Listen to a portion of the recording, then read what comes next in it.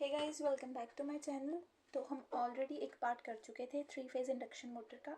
अब हम करने जा रहे हैं 3 फेज़ इंडक्शन मोटर पार्ट 2। इसमें हम डायरेक्ट जो है 3 फेज़ इंडक्शन मोटर के अकॉर्डिंग स्टेटर, रोटर और वर्किंग प्रिंसिपल देखेंगे 3 फेज़ इंडक्शन मोटर का। सो स्टेटर क्या है? Stator of 3 phase induction motor. The stator of the 3 phase induction motor is made up of number of slots to construct a 3 phase winding circuit. इसमें एक number of slots होंगे, जैसे ये slots बने हुए हैं एक एक एक एक एक एक करके। तो ये number of slots होंगे ताकि एक 3 phase winding circuit बन जाए, ठीक है। Which we connect with the 3 phase AC source. In windings को हम किसी एक AC source के साथ connect कर देंगे, ठीक है। We arrange the 3 phase winding in such a manner in the slots that they produce one rotating magnetic field. इनका जो अरेंजमेंट है, इनका जो हम कह सकते हैं पोजीशन है, इस हिसाब से करेंगे कि उसमें एक रोटेटिंग मैग्नेटिक फील्ड जो है प्रोड्यूस हो जाए। When we switch on the 3 phase AC supply, जब हम उसमें AC सप्लाई दें तो उनका मैनर कुछ इस टाइप से हो कि सिर्फ एक रोटेटिंग मैग्नेटिक फील्ड जो है वो इंट्रोड्यूस हो जाए, ओके।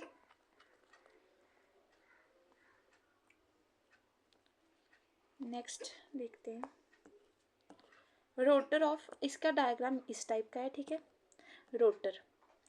रोटर की जनरल जो है हमने उसके बारे में जान लिया था। अब रोटर की कंस्ट्रक्शन टाइप है ये, ठीक है। कंस्ट्रक्शन में आप ये लिख सकते हैं, the rotor of a 3 phase induction motor consist of a cylindrical laminated core with parallel slots that can carry conductors, okay. Rotor क्या है? एक सिलेंड्रिकल लैमिनेटेड कोर है, ये है cylindrical laminated core. Parallel slots, ये हैं इसके parallel slots. Date can carry conductors, इसके अंदर है रोटर कंडक्टर्स, इसे हम रोटर कंडक्टर्स कहते हैं, okay. These conductors are heavy copper और aluminium bars fitted in each slot. इनके अंदर क्या है? हैवी कॉपर या aluminium and short circuited by end rings के साथ इसको शॉर्ट सर्किटेड किया गया है। These slots are not exactly made parallel to the axis of shaft but are slotted a little skewed because ये डायरेक्ट जो है पैरेलल नहीं है शाफ्ट के, लेकिन थोड़ा सा स्क्यू कर दिया गया है ताकि जो अरेंजमेंट है उसमें मैग्नेटिक ह्यूमिंग नॉइज वो कम की जा सके, ताकि अरेंजमेंट में जो है ह्यूमिंग नॉइज उसको कम किया जा सके। वंस अगेन एक बार फिर से आप डेफिनेशन की तरफ देखिए कि क्या लिखा हुआ है। The rotor of 3 phase induction motor consist of cylindrical laminated core. एक सिलेंडर है, इसकी जो है आसपास हमें लैमिनेटेड कोर से इसको जो है इंसुलेट किया गया है। इसके अंदर पैरेलल स्लॉट्स हैं, ये पैरेलल स्लॉट्स हैं जो कि कैरी कर रहे हैं कंडक्टर्स को। कंडक्टर्स किन चीज़ों से मिलकर बने हैं? कॉपर से, एल्यूमिनियम से या किसी अलॉय से। And short circuited by the end rings की वजह से इनको शॉर्ट सर्किटेड किया गया है। These slots are not exactly made parallel to the axis of shaft. इनको एग्जैक्टली पैरेलल नहीं बनाया गया है एक्सिस ऑफ शाफ्ट के।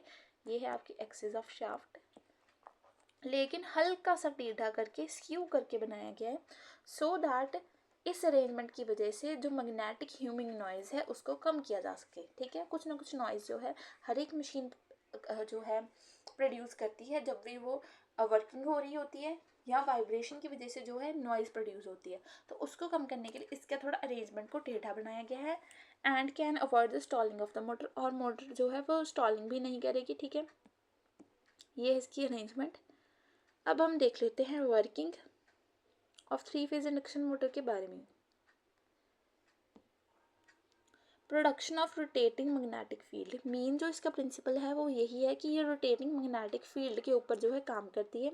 इलेक्ट्रोमैग्नेटिक इंडक्शन जो है इसमें इंड्यूस होती है। The stator of the motor consists of overlapping winding offset by an electrical angle of 120 degree. ये जो स्टेटर है इस मोटर का, इसमें ओवरलैपिंग वाइंडिंग ऑफसेट है, यानी कि ऐसे ऐसे करके जो वाइंडिंग्स हैं एक दूसरे के ऊपर जो है ओवरलैप करती हैं, एक दूसरे के ऊपर आ जाती हैं। By an electrical angle of 120 degree, इसका इलेक्ट्रिकल एंगल जो है 120 डिग्री होता है। when we connect the primary winding or the stator to a 3-phase source, जब हम प्राइमरी वाइंडिंग को P को या 3-phase या स्टेटर को 3-phase AC सोर्स के साथ कनेक्ट कर देते हैं, जब हम स्टेटर को 3-phase AC सोर्स के साथ कनेक्ट कर देते हैं, it establishes rotating magnetic fields which rotates at the synchronous speed.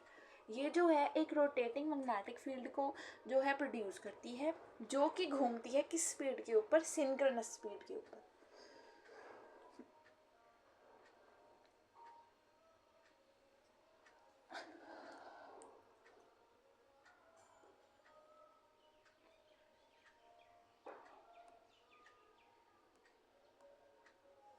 Okay, अब देख लेते हैं सीक्रेट्स बिहाइंड द रोटेशन, या रोटेशन क्यों होती है। Simply what is the science behind the rotation. Okay, secrets मत लिखना, साइंस बिहाइंड रोटेशन लिख लेना।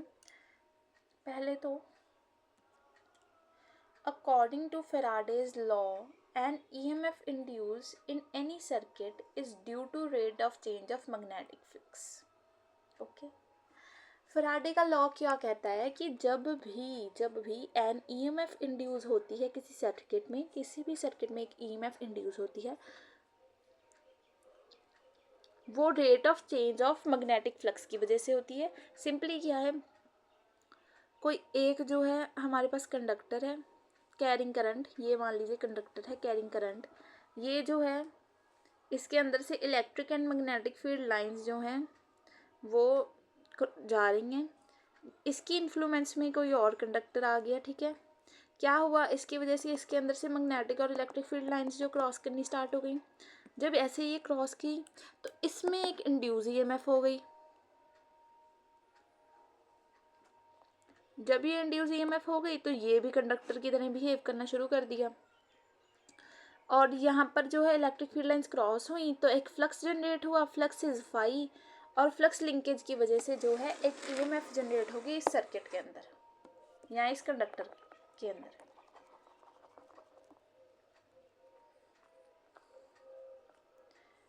As the rotor winding in an induction motor are either closed through an external resistance or directly shorted by end ring, जैसे कि हमने देखा कि rotor में क्या है, रोटर ऑफ इंडक्शन मोटर में या तो हमने एक्सटर्नल रेजिस्टेंस से उसे बंद कर दिया है, ऐड किया एक्सटर्नल रेजिस्टेंस, या हमने डायरेक्टली उसको शॉर्टेड कर दिया, शॉर्ट सर्किट कर दिया एंड रिंग के साथ, and cut the stator rotating magnetic field and EMF is induced in the rotor copper bar, and due to this EMF a current flows through the rotor conductor।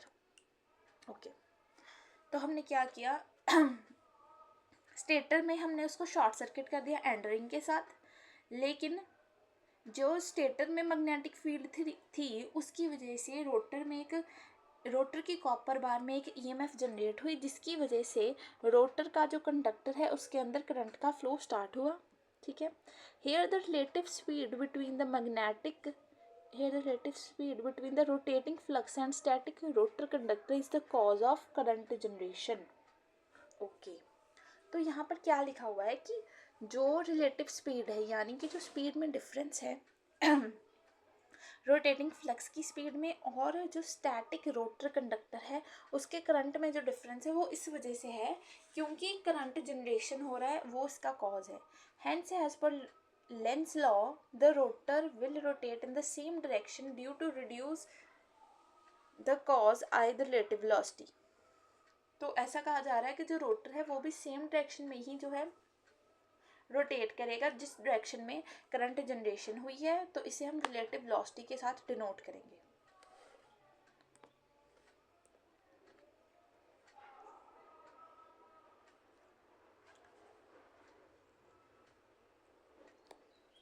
Then thus from the working principle of three-phase induction motor it may be observed that rotor speed should not reach the synchronous speed produced by the stator।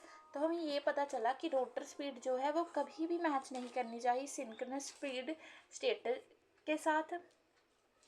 If the speeds become equal, अगर rotor speed और जो है हमारी synchronous speed by the stator equal हो जाती हैं, there will be no such relative speed, तो वहाँ पर कोई भी स्पीड जनरेट नहीं होगी, so no EMF induced in the rotor, कोई ईएमएफ भी नहीं होगी, and no current would be flowing, कोई करंट भी नहीं होगा, and therefore no torque will be generated, कोई टॉर्क भी नहीं होगी।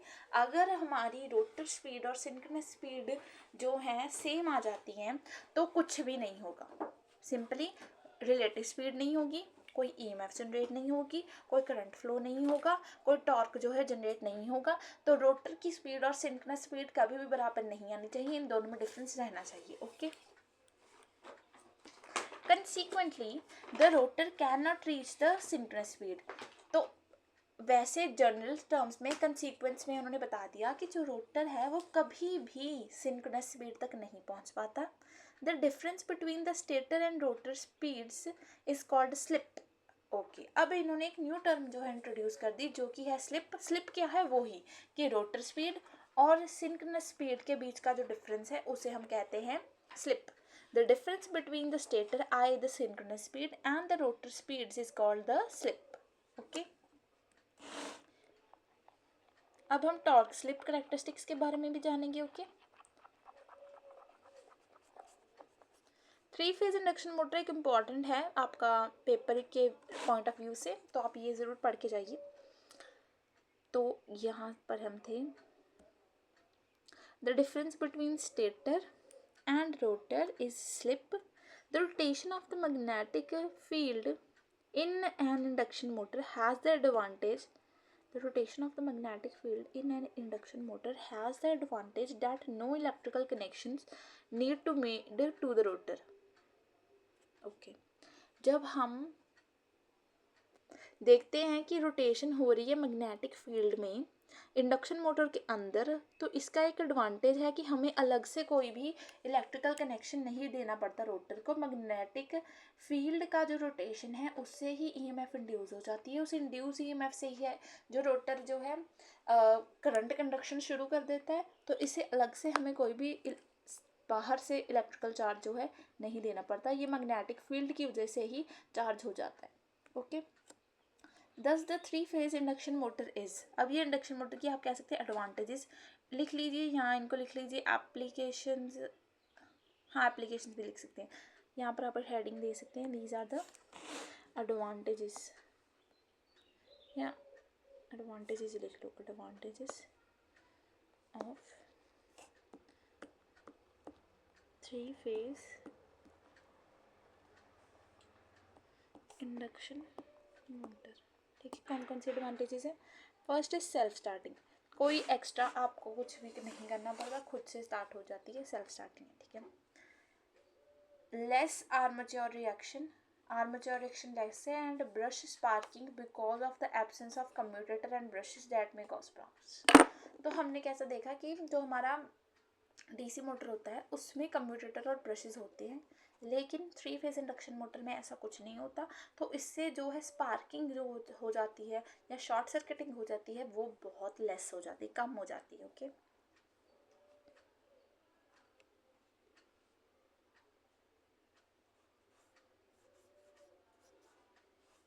देन थर्ड पॉइंट है robust in construction.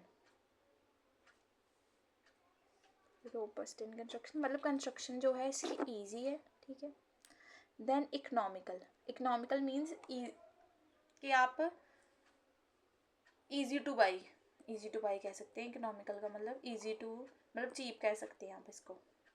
Easier to maintain मतलब आसानी से इसे मेंटेन कर सकते हैं, कुछ अलग से इसके लिए नहीं हमें चाहिए, तो आसानी से इसे मेंटेन कर सकते हैं। अब है इसकी टॉर्क स्लिप कैरेक्टरिस्टिक्स, इसका graph, motoring method, braking method, applications, advantages and disadvantages. Torque slip characteristics, I think आपके जो सिलेबस है उसमें भी टॉर्क स्लिप कैरेक्टरिस्टिक का जो है इंट्रोड्यूस किया गया है। अब मैं देख लेती हूँ, अगर है तो मैं आपको यहाँ पर इंट्रोड्यूस कर देती हूँ।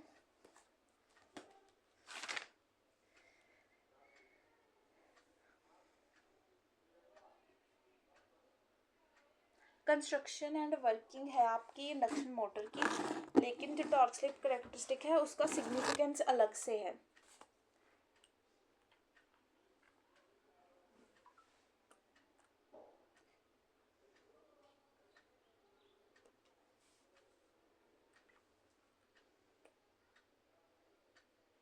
हाँ, तो ये आपका construction and working of three phase induction motor यहीं तक था। इसके अंदर टॉर्क स्लिप कैरेक्टरिस्टिक्स नहीं आएंगी। टॉर्क स्लिप कैरेक्टरिस्टिक एक अलग से डिफरेंट टॉपिक है, ठीक है, तो ये इसमें नहीं आएगा। तो this was the video, thanks for watching, bye bye.